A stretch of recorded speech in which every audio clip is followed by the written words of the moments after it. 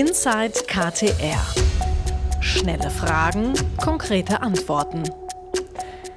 Inside KTR ist wieder da. Hallo und herzlich willkommen. Schön, dass Sie heute mit dabei sind. Wenn dieser Podcast und Videocast erwachsen wird, das ist nämlich schon unsere 18. Episode und wir freuen uns sehr, dass Sie heute mit dabei sind und eingeschaltet haben, uns zuhören oder vielleicht auch zusehen, wenn Sie sich die Videos von Inside KTR immer anschauen. Seit 18 Folgen schon werfen wir einen Blick hinter die Kulissen des Unternehmens. Wir schauen uns auch die Standorte in anderen Ländern an. Heute bleiben wir in Rheine, gehen aber mal ein bisschen über das Unternehmensgelände hinaus. Unser Thema heute ist nämlich Rheine, die Wiege der KTR. Und zwei Gäste habe ich dazu hier in dem Studio, über die ich mich sehr freue und die ich herzlich begrüßen möchte. Das sind einmal Bettina Thelen, Diplom-Geografin der bei der Entwicklungs- und Wirtschaftsförderungsgesellschaft für Rheine, abgekürzt heißt das EWG. Und da sind Sie, korrigieren Sie mich, falls das irgendwie nicht stimmen sollte, verantwortlich für Projekte, Veranstaltungen und Kooperationen.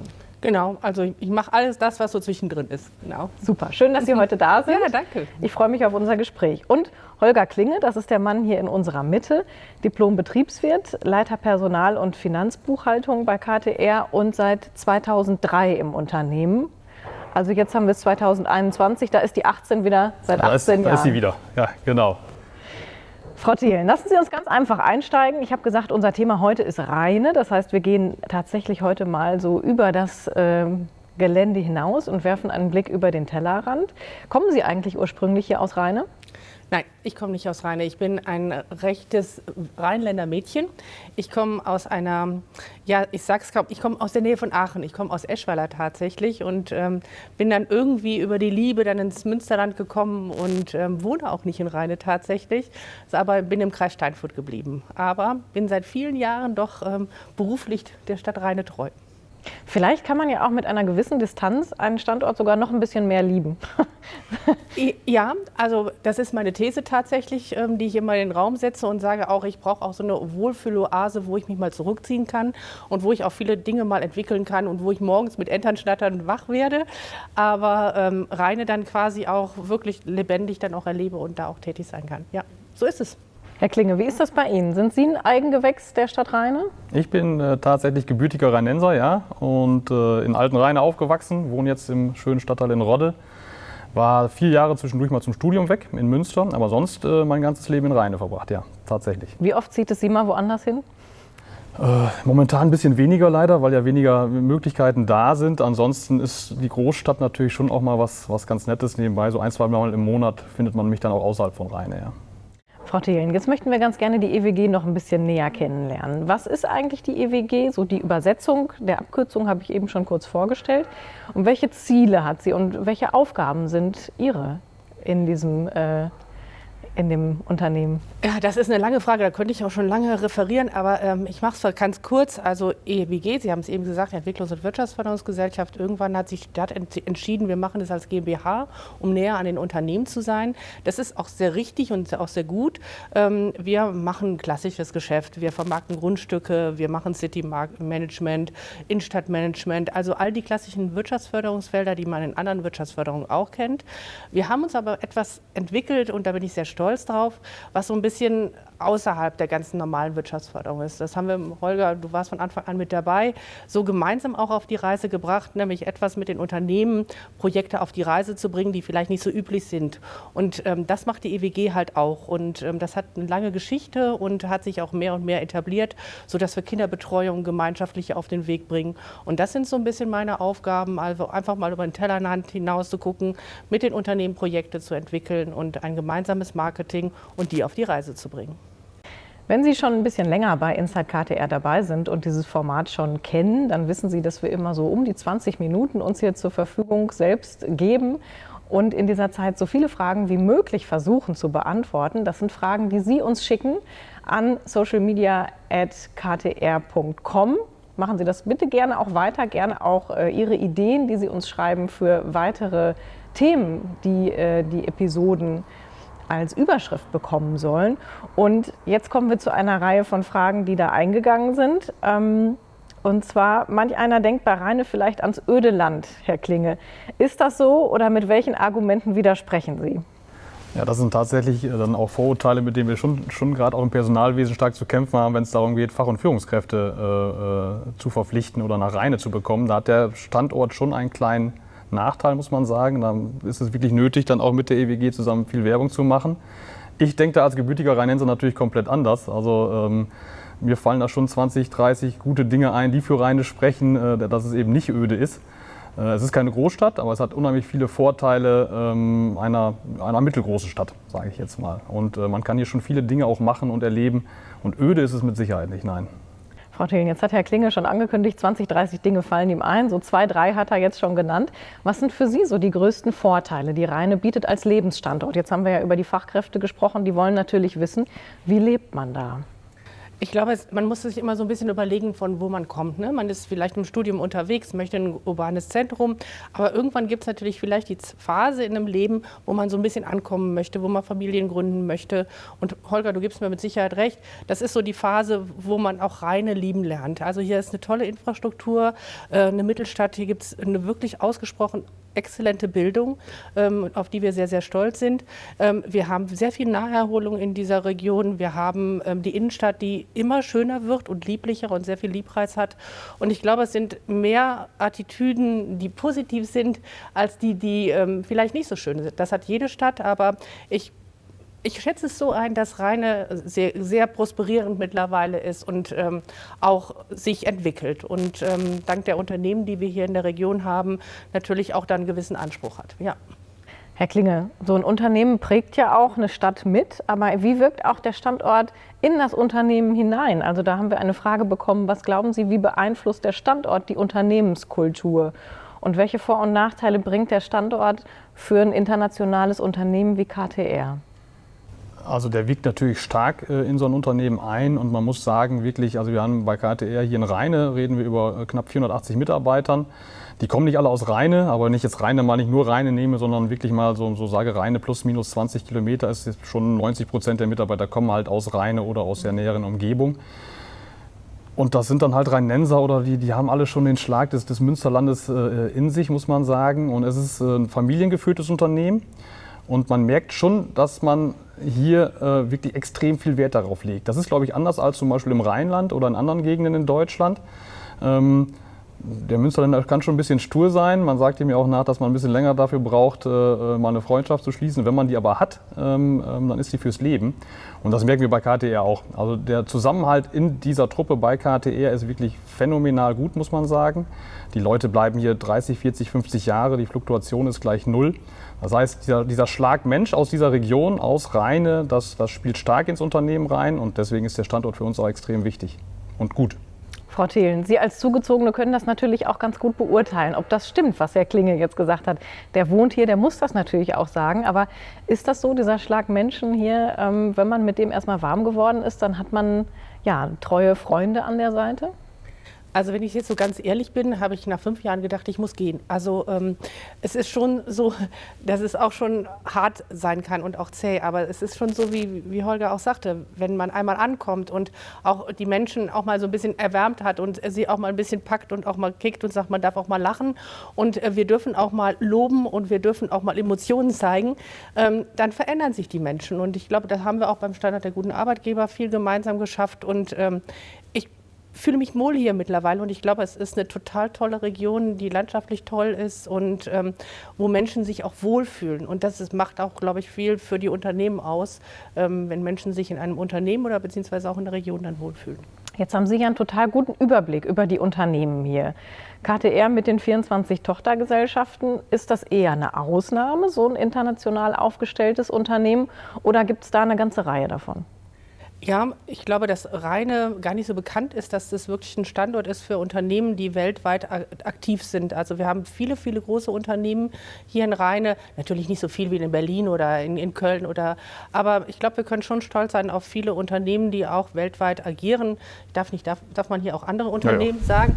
Appetito ist natürlich ein Unternehmen auch in Rheine. Wir haben aber auch die Bärbel Ablufttechnik, die europäisch unterwegs ist, aber wirklich, ich kann immer weiter ausholen. Es sind viele Unternehmen, die einen weltweiten Markt auch haben, ja, und spannend sind und rausstechen. Ja. Gut ausgebildete Mitarbeiter, das haben Sie, Herr Klinge, eben ja schon hergeleitet, sind natürlich ganz wichtig. Logistik ist auch ein wichtiger Faktor für ein Unternehmen wie KTR. Wenn wir jetzt mal auf die Infrastruktur noch ein bisschen darüber hinausgehend blicken, Frau Thelen, was würden Sie sagen, wie ist Rheine in Sachen Bildung und Verkehr aufgestellt? Einmal muss ich sagen, wir waren ja viele, viele Jahre lang Logistikstandort, sind da auch ausgezeichnet worden. Also ich glaube, wir haben hier einen guten Cluster Logistik, auch vernetzende Unternehmen, die hier tätig sind. Bildung, ich habe es eben schon ein bisschen angedeutet, wir haben eine sehr gute schulische Basis hier, wo man einiges machen kann. Leider sind wir nicht Hochschulstandort, was uns ein bisschen hinterherhängt. Da sind wir sehr traurig drüber. Wir hätten gerne mehr Studenten. Wir haben hier vor Ort die EU-FH, auch eine Hochschule, die aber speziell mehr im fliegerischen Bereich tätig ist. Aber nichtsdestotrotz haben wir Bildungseinrichtungen in der Nähe, also sprich in Steinfurt, in Münster, Osnabrück. Und von daher sind wir da gut aufgestellt. Herr Klinge, Sie haben ja so ein bisschen die Perspektive desjenigen, der selbst hier wohnt und desjenigen, der natürlich auch möglichst ein attraktives Umfeld vor Ort natürlich auch den Mitarbeiterinnen und Mitarbeitern bieten möchte. Wie sehen Sie so die Zukunft der Region und der Menschen, die hier leben?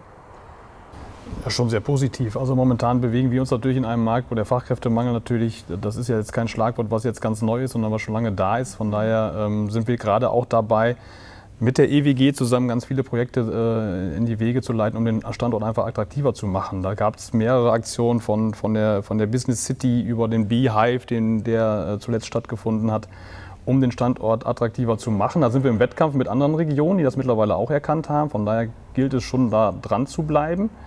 Aber wir sehen schon das, was Frau Thelen auch schon gesagt hat. Also gerade dieser Standort ist für viele einfach, wenn es ums Thema Familie geht, einfach hochattraktiv. Man kann hier Baugrundstücke noch vergleichsweise günstig, wenn man das überhaupt noch sagen kann heutzutage, erwerben. Das heißt, das ist schon eine Zielgruppe, die hochattraktiv ist für uns auch und wo wir dran sind und die aus ganz Deutschland teilweise auch wiederzufinden. Das ist so ein bisschen unsere Aufgabe, die wir gerade haben. Mhm. Welche Herausforderungen sehen Sie so für die nächsten Jahre, vor denen Rheine steht oder Jahrzehnte?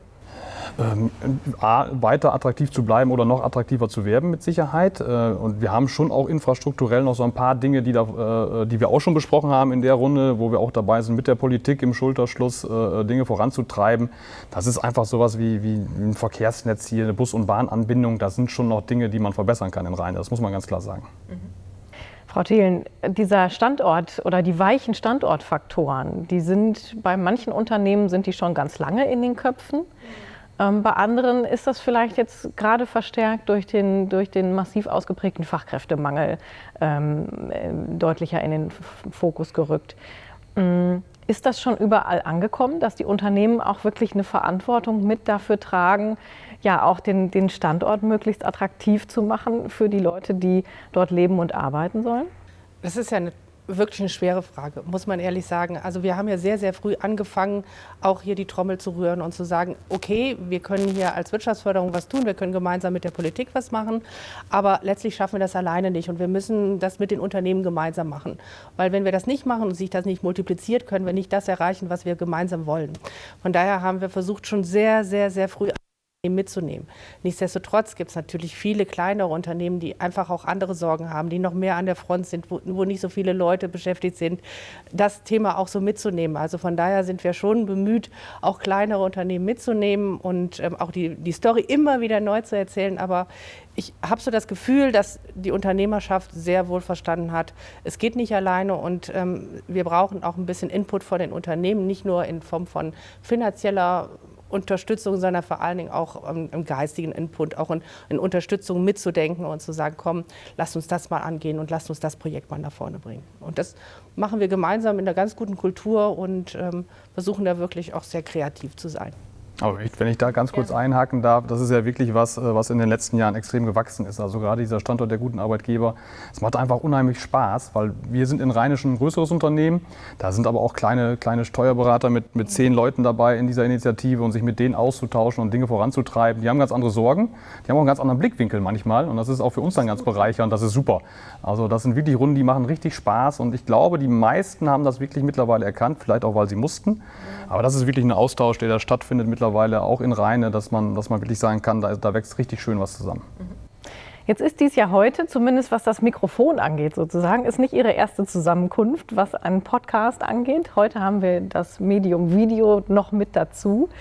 Das heißt, heute stehen Sie auch oder sitzen Sie auch gemeinsam vor der Kamera, denn Sie haben schon mal einen Podcast aufgenommen. Damals für die EWG. Was war da das Thema eigentlich? Wir haben einen eigenen Podcast auf die Reise gebracht und zwar gemeinsam mit dem Standort der guten Arbeitgeber. War so ein bisschen der Hintergrund, wir sitzen alle zu Hause im Homeoffice, Corona und keiner weiß, was in Rheine so passiert. Wir haben mit den Unternehmen telefoniert, wir haben mit Appetito, mit KTR telefoniert und es brummt dahinter auch quasi sozusagen hinter der Scheibe und keiner weiß es. Und da haben wir gesagt, wir müssen darüber besprechen und auch darüber sprechen, wie toll Rheine ist und haben den Rheine-Podcast gemacht für Heimatverliebte, Wissbegierige und dich. Und in dem Zusammenhang war es natürlich auch wichtig, dass wir einmal über die KTR sprechen und speziell auch über das Thema Personalpolitik und wie man hier dran gehen kann und welche Faktoren wir haben. Und da waren wir gemeinsam in der Bütt. Und da haben Sie, glaube ich, Herrn Klinge nach seinem liebsten Ort gefragt. Wissen Sie noch, was Sie gesagt haben? Ja, ich bin mir ziemlich sicher, dass ich über mein Heimatdörfchen Rodde gesprochen habe und da das Igelnest am Kanal. Das ist das klingt aber schön. Ja, das kommt von Rodde Igels. Das ist also eine Hilfsorganisation für die Kinderkrebshilfe. Und die haben da am Kanal so ein bisschen mit Sand und ähnlichen Dingen ein schönes Plätzchen geschaffen, wo man jetzt zu der Jahreszeit ist es nicht ganz so schön, aber im Sommer unheimlich schön einkehren kann. Ja, genau. Das hört sich gut an. Ja. Heute wollen wir zum Schluss mit einer anderen Frage schließen. Was macht für Sie Rheine besonders lebenswert, Frau Thelen? Was würden Sie auf diese Frage antworten? Jetzt ist es sehr schwierig, weil ich hier nicht lebe, das muss man natürlich sagen. Aber dennoch stehen Sie ja auch dafür ein, diesen Standort, was macht Rheine lebenswert? Ja, genau. Für mich macht es lebenswert, dass es diese Vielfalt macht es sehr lebenswert. Diese Vielfalt an tollen Unternehmen, aber auch diese innerstädtische Vielfalt, aber auch, man glaubt es nicht, aber Rheine ist schon lebendig. Ja, das gefällt mir. Das nehmen wir jetzt noch nicht so ganz als Schlusswort, denn Herr Klinge kriegt natürlich auch noch die Gelegenheit, darauf zu antworten. Rheine und die Lebensqualität, was zeichnet da zusammenfassend vielleicht, wenn wir jetzt diese Episode abrunden, was zeichnet da Rheine ganz besonders aus? Ich glaube schon, in erster Linie sind es wirklich die Menschen, die hier leben. Und man merkt halt schon, es ist keine Großstadt, es ist eben nicht anonym, sondern die Menschen schaffen es hier wirklich durch unterschiedlichste Projekte oder Dinge. Auch da hatten wir bei uns im Podcast mal mehrere Beispiele dazu. Es ist keine Großstadt, es ist anonym. Die Menschen selber sind hier der Wertfaktor eigentlich, die einfach auch aus Eigenantrieb raus unheimlich viel auf die Wege bringen, was es so in größeren Städten einfach nicht gibt. Also der Zusammenhalt hier, wir sind kein Dorf, wir sind ein bisschen mehr, aber dieser Zusammenhalt, den Rheine immer noch an vielen, vielen Stellen einfach zeigt, den man auch bei KTR immer wieder sieht, das ist genau das, was wir zu Anfang schon gesagt hatten, das ist eigentlich das, was es lebenswert macht. Neben den ganzen Dingen, die Rheine sonst noch zu bieten hat, von der Ems über Marktplatz, über die Veranstaltungen, die hier sind, über die Sportvereine und alles, was man hier sonst natürlich auch noch hat. Also besuchen Sie mal Rodde und besuchen Sie vielleicht treffen Sie da Herrn Klinge. Und ich möchte mich sehr herzlich bedanken, denn wir nähern uns oder wir liegen jetzt schon so an der 20-Minuten-Marke. Deswegen sind wir jetzt schon am Ende unserer heutigen Episode unter dem Thema Rheine, die Wiege der KTR. Und ich möchte mich sehr herzlich bei Ihnen beiden bedanken, bei Bettina Thelen und bei Holger Klinge. Schön, dass Sie heute hier waren und ja auch im Grunde ein bisschen Werbung gemacht haben für Rheine als Standort. Bei Ihnen möchte ich mich bedanken fürs Interesse. Schicken Sie uns gerne weiter fleißig Fragen und Themenvorschläge. Und dann seien Sie natürlich gerne beim nächsten Mal dabei, bei der nächsten Episode von Inside KTR, dann schon Episode 19. Ich freue mich auf ein Wiedersehen und ein Wiederhören. Mein Name ist Julia Uhres und bis zum nächsten Mal.